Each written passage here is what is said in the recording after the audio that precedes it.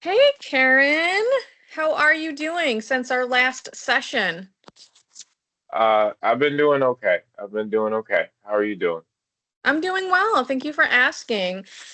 So today, I'm just going to do a little recap about what we talked about last session, hmm and and then I have a few more questions that I wanted to ask you as well. Does that sound okay? hmm Okay. Yeah. So perfect. So Karen, I know you're 38. Um, hmm you have three brothers, both parents are still living. hmm And what kind of brought you into therapy was that you were involved in a car accident about a year and a half ago, and that hmm really, left you with some trauma. hmm So you're currently having issues with driving again, hmm some anxiety and fear around driving. And then also you've been kind of self-isolating. I know that you're not really going out with friends as much because they like to drink alcohol, and that's something that you've been avoiding. hmm And does that sound correct so far? Yeah. Okay. Yes, it does. Perfect. And then to cope, you've been smoking some marijuana. hmm And then as far as treatment goals, um, you want to learn, possibly how to cope when driving so you can start driving again. You want to be able to hang out with your hmm friends without alcohol being such an issue. hmm hmm All right. That's correct. Perfect. Awesome. Great. Okay. So I did have one question. As far hmm as the alcohol, was it a drunk driver that hit you? Yes, it was. Okay. Yep. Yep. Okay. All right. hmm Because I wanted to make sure that I had that correct. hmm Okay. So, on a scale of 1 to 10, how would you rate your anxiety this past week since the last time we met, I should say? Uh, my anxiety has been at about, I would say, like a 6 or a 7, Okay. about that range. Okay. Okay. And since the accident, was there a time where your anxiety was a 10? hmm Uh, So I wouldn't say necessarily that my anxiety was at a 10, but I did have a situation where my friends asked me to pick them up from the bar because they had been drinking too much, and that situation, just trying to get them home, I was at an 8. Even though I wasn't that far away of a distance of driving, I still Mhm. felt that immense fear and anticipation from being behind the wheel again. Yeah, no, absolutely. Yeah, I can imagine, especially because, like kind of like two of your fears were in like, you had to drive and you were hmm around, alcohol. So I could hmm imagine that that would, increase anxiety to, close to your hmm max. Right, right. So when you were put in that position that day, um, how did you get through it? Did you push through? Was there something specific that helped, calm you down enough to be able to get them home? Did you smoke Um, marijuana beforehand? so to be honest, yeah, like Mm. I obviously didn't smoke too much that I wasn't coherent, Yeah. but like I always like being able to be at a level where, I'm at least calm enough to make rational decisions. But yeah, even in that moment, I was still about at an 8 if we were to scale it. Okay. Okay. And since the accident, was that um like the most intense your anxiety was that situation what sticks out the Yeah, most? Okay. Okay. by Uh, far. okay. So, a few more questions about the accident. Do you find yourself thinking about the accident, like when you don't want to be? Like, is it like, do you have intrusive thoughts about the accident popping up at random times? Absolutely. Even when I'm riding my bike, you know how big trucks like they take that wide turn to make sure that they can clear the Mm-hmm. road. I had a truck come at me just last week, and I again, to scale it, felt that uh, decent level of fear where I was at like at least a 7, even though I was on a bike and not Yeah. even on the road. Yeah.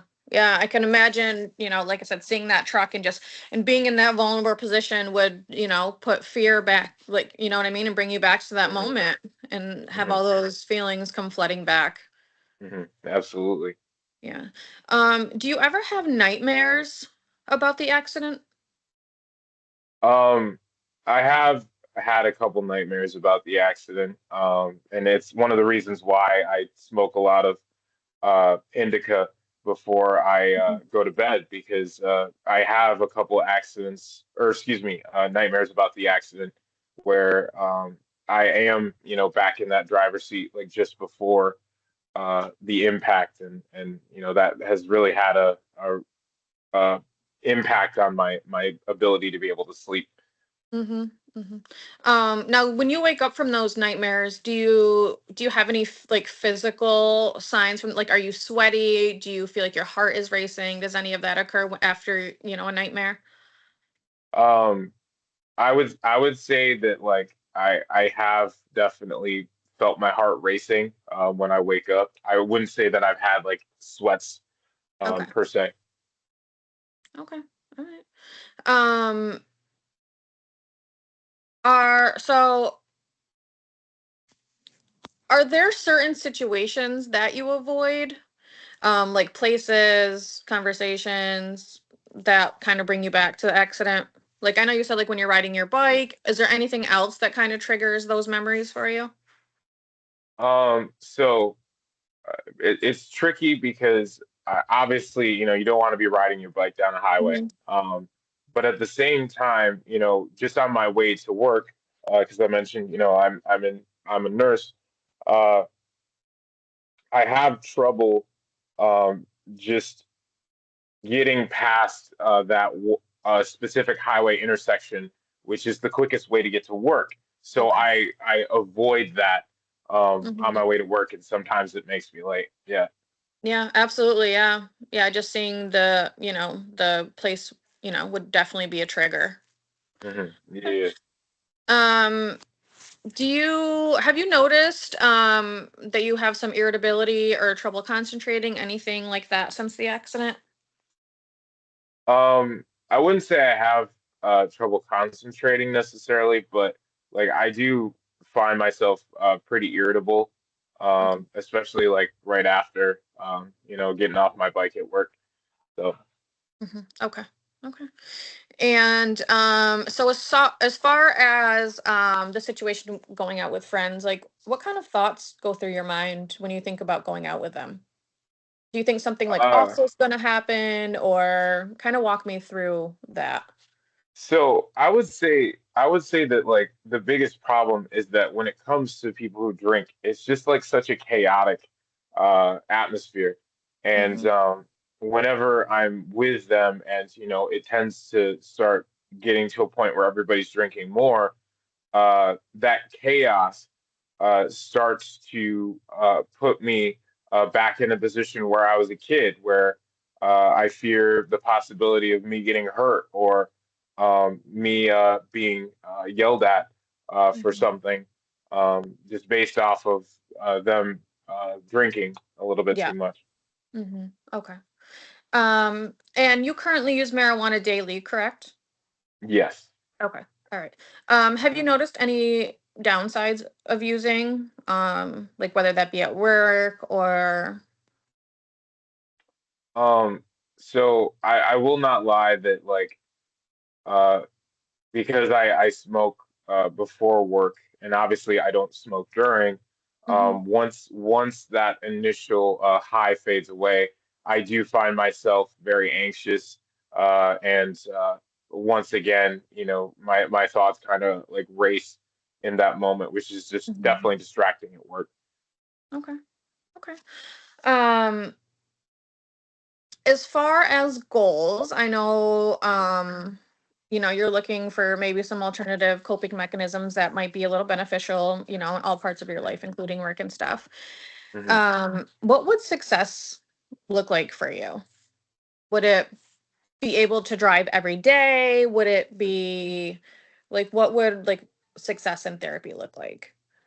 I would say success in therapy would most definitely bring back my ability to drive. I don't necessarily have to do it all the time, but it would uh, keep me able to get to work on time, which is of course important. And yeah, I would like to be able to find other coping mechanisms than just smoking weed. Okay. And the final thing would just be able to manage my symptoms of anxiety when I get either behind the wheel or I'm in a situation where my friends are drinking and Oh, I just want to hang out with them. okay. All right. So I think, your goals are clear. So why don't for next session we'll plan on developing some skills Mhm. and kind of work through this. How does Mhm. that sound? That sounds great. Thank you. Okay, awesome. All right, so I will see you next week and we'll continue working through this and give you some skills that you can use. Okay, sounds good. Thank you so much and see you next week. Awesome, thank you.